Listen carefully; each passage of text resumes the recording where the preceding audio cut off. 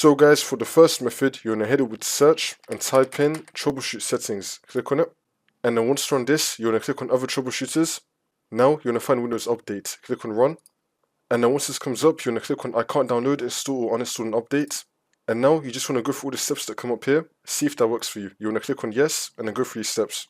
If that's still not working for the second method, you're going to head over to search and type in CMD. Now you're going to run it as administrator. And then once this comes up, you're going to click on yes. And then once you're on this, you're going to type in sfc /scan now and then click on enter. Then you want to run this scan.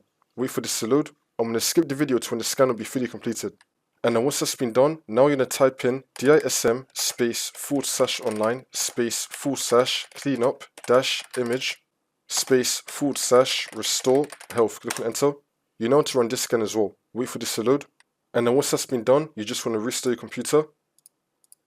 And then hopefully this will not fix your problem.